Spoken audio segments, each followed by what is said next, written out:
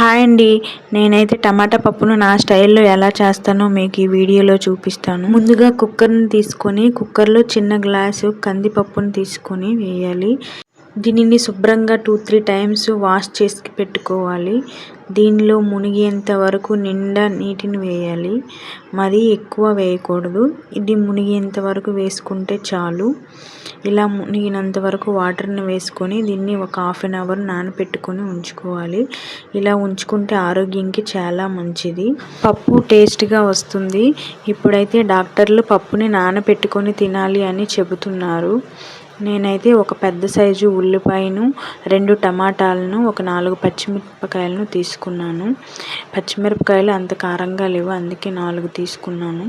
వీటిని కట్ చేసి ఆ కుక్కర్లో అరగంట తర్వాత మూత తీసి దాంట్లో వాటర్ పారేయకుండా ఆ వాటర్లోనే వేసుకోవాలి. మనము ఉల్లిపాయలను, పచ్చిమిరపకాయలను, టమాటాలను దానిలో వేయాలి. దానిలోనే 1 టేబుల్ స్పూన్ కారం, 1/2 టేబుల్ స్పూన్ పసుపు, 1 టేబుల్ స్పూన్ సాల్టు వేయాలి. సాల్టు, కారం అనేది మన టేస్ట్కి తగ్గట్టు మనం వేసుకోవాలి. నేనైతే దానిలో చింతపండుకు బదులు నా దగ్గర ఎండబెట్టిన ఉసిరికాయ ముక్కలు ఉన్నాయి, వాటినైతే వాడుతున్నాను పులుపు కోసం. ఉసిరికాయలు చాలా మంచిది హెల్త్కి, ఐస్కి, హెయిర్కి చాలా మంచిది కదా సి విటమిన్. అందుకే నేనైతే ముందుగానే ఎండబెట్టుకొని స్టోర్ చేసుకొని ఉంచుకున్నాను. వాటినే అయితే నేను ఎప్పుడు వాడుతుంటాను. మీ దగ్గర ఉసిరికాయ ముక్కలు లేని వల్ల మీరైతే చింతపండుని ఒక నిమ్మకాయ సైజ్ అంతా తీసుకొని దాన్ని నానబెట్టి పిప్పి తీసి ఆ వాటర్ని అయితే పప్పు ఉడికిన తర్వాత దానిలో వేయాలి. ఇలా పప్పుని 3 విజిల్స్ వచ్చేదాకా ఉడకబెట్టుకోవాలి. 3 విజిల్స్ వచ్చాక ఇలా మ్యాష్ చేసుకోవాలి.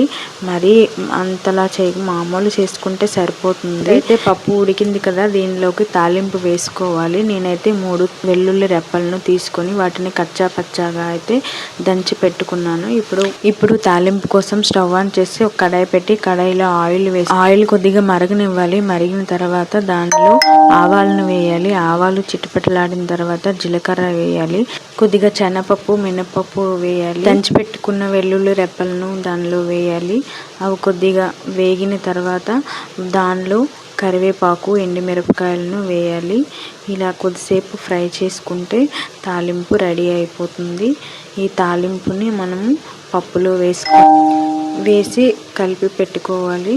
ఇలా కలిపి పెట్టుకుంటే కొద్దిగా వాటర్ వేసి కావాలంటే బాయిల్ చేసుకుని పెట్టుకోవచ్చు. ఇలా పప్పుని చేసుకుంటే పచ్చడి అప్పడంతోనే తినేయవచ్చు, చాలా బాగుంటుంది. పప్పు రెడీ అయిపోయింది. టేస్ట్ అయితే చాలా బాగుంది. ఇలా ఈజీగా సింపుల్గా చేసుకోవచ్చు. వీడియో నచ్చితే లైక్ చేయండి, షేర్ చేయండి, సబ్స్క్రైబ్ చేయండి. Okay, bye bye, thank you.